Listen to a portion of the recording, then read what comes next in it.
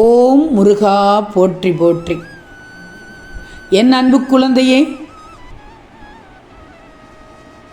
முருகனிடத்தில் உனக்கு நம்பிக்கை இருக்கிறது தானே? நீ போராடி கொண்டிருக்கும் பிரச்சனைக்கு முடிவு தரப்போகிறேன். நம்பிக்கை இருந்தால் முருகன் மீது அளவு கடந்த நம்பிக்கை இருந்தால் இப்போது சொல். ஓம் முருகா போற்றி போற்றி என்று பதிவிட்டு இதை முழுமையாக கேள்.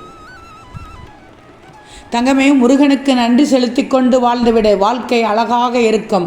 எவ்வளவு பெரிய வீடாக இருந்தாலும் கதவு சின்னதுதான், எவ்வளவு பெரிய கதவாக இருந்தாலும் பூட்டு சின்னதுதான். யோசிச்சுப்பார். எவ்வளவு பெரிய பூட்டாக இருந்தாலும் சாவி சின்னதுதான்.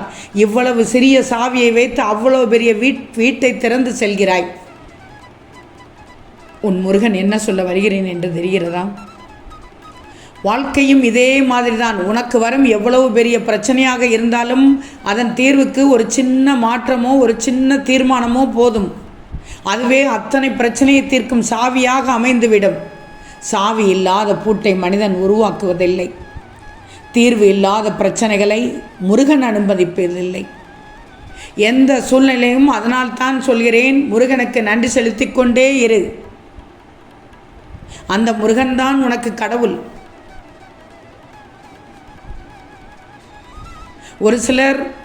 ஒரு சிலரை வறுமையால் சோதிக்கப்படுகிறார்,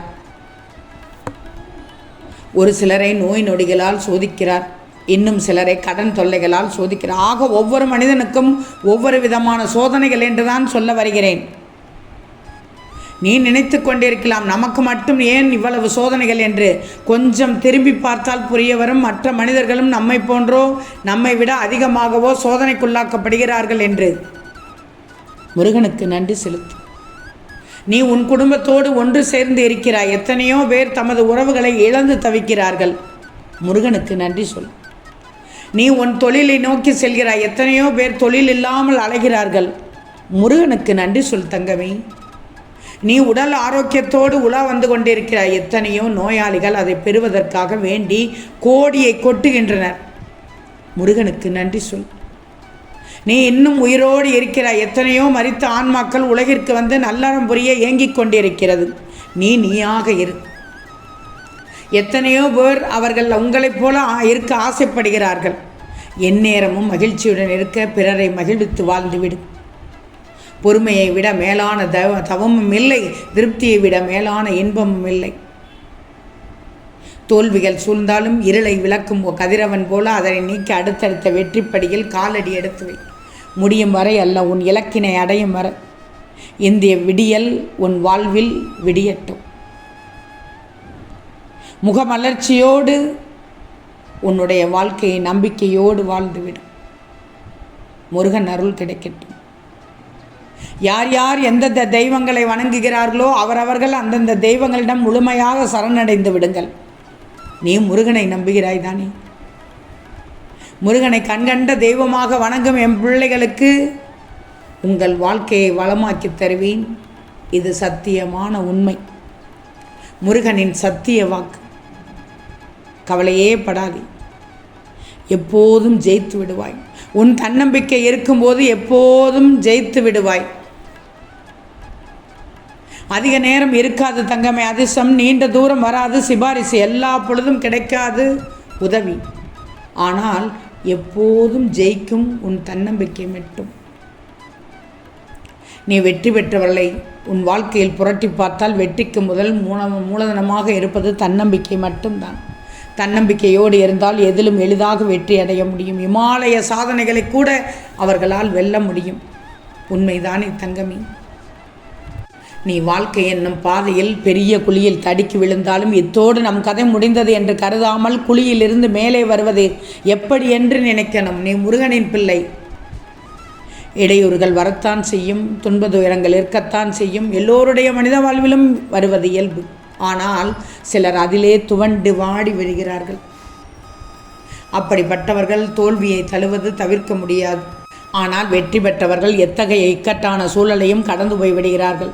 எதையாவது சாதிக்கும் முயற்சியில் இறங்கினால் தடைகள் உறுதியாக குறுக்கிடத்தான் செய்யும். எல்லோருக்கும் இப்படி நேர்ந்திருக்கும். ஆனால் அந்த தடைகள் பயணத்தை நிறுத்திவிடக்கூடாது. பாதையில் சுவர் குறுக்கிட்டால் ஓட்டத்தை நிறுத்திவிட்டு திரும்பி போகக்கூடாது. அதை தாண்டி போவது எப்படின்னு கண்டுபிடிக்கணும். நீ வெற்றியெல்லாம் எடுத்தவுடன் கிடைத்து விடாது தங்கமே. இடையிடையே தடைகள் வரும். மனச்சோர்வை உண்டாக்கக்கூடிய நிகழ்ச்சிகள், இன்னபிற சிக்கல்கள் எல்லாம் ஏற்படும். அதனால் தளர்ச்சி கொள்ளக்கூடாது. உனக்கு ஏற்படும் தடைகள் தான் உன்னை நின்று நிதானித்து சிந்திக்க செய்யும். அடுத்த அடியை எப்படி எவ்வளவு அழுத்தத்தோடு எடுத்து வைக்க வேண்டும் என்பதற்கு அத்தகைய தடைகள் கூட உனக்கு தேவைதான். வெற்றி பெற்றவர்களை கேட்டுப்பார். அப்பப்பா, என்னுடைய முன்னேற்றத்திற்குத்தான் எத்தனை தடைகள் இருந்தாலும் நான் மனம் தளரவில்லை, சளைக்காமல் முயன்றேன், அதனால் தான் இன்று இந்த நிலையில் வாழ்கிறேன் என்பார்கள். அதே நேரத்தில் சொல்வார்கள், என் முருகனை நம்பினேன், என் முருகன் என்னை வழிநடத்தி சென்றார் என்று சொல்வேன். நிச்சயமாக சொல்வார்கள் குழந்தையே. உன் தீராத பிரச்சனைக்கு முடிவு தரப்போகிறேன், தீர்வு தரப்போகிறேன். அதுபோல் தங்கமே, உன் வாழ்க்கை பாதையில் வரும் வழியில் கல்லும் முள்ளும் இருக்கத்தான் செய்யும். நீதான் பார்த்து நடக்க வேண்டும். தவறிப்போய் முள்ளே குத்திவிட்டாலும் அதை பிடுங்கி தூர எறிந்துவிட்டு உன்னுடைய பாதையை தொடர வேண்டியதுதானே. அதை விட்டுட்டு அங்கே உட்கார்ந்தால் அவ்வளவுதான், அனைத்தும் நின்றுவிடும். நம்மை தொல்லைகள், துன்பங்கள், தடைகள் குறுக்கிடும்போது துவண்டு விடக்கூடாது. அதுதான் வாழ்க்கை என்று உன் திறமைகளுக்கு நீயே முற்றுப்புள்ளி வைக்கக்கூடாது. அதையும் மீறி உன்னால் முடியும், எதிர்கொள்ள முடியும் என்ற மன உறுதியோடு சிகரத்தினை நோக்கி சலிப்பின்றி பயணம் செய்துவிடு. தயவு செய்து எந்த தடைகளுக்கும் பயப்படக்கூடாது. நீ முருகனின் பிள்ளை. எந்த தடைகளுக்கும் பயப்படாமல் அவற்றை வரவேற்று கொண்டாடிவிடு.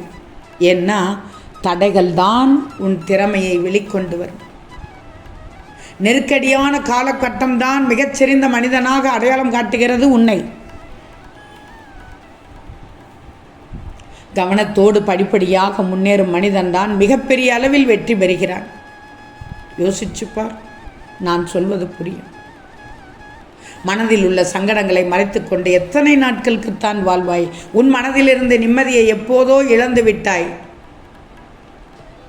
அமைதி வெறும் வார்த்தைகளில் இருக்கிறதே தவிர மனதில் இல்லை தங்கமே.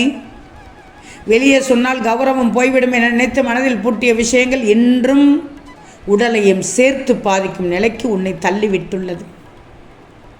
எதையோ இழந்து விட்டது போன்ற பரிதவிப்பிலேயே ஒவ்வொரு நாளையும் நகர்த்தி விட்டாய். வேண்டாம், விட்டுவிடு.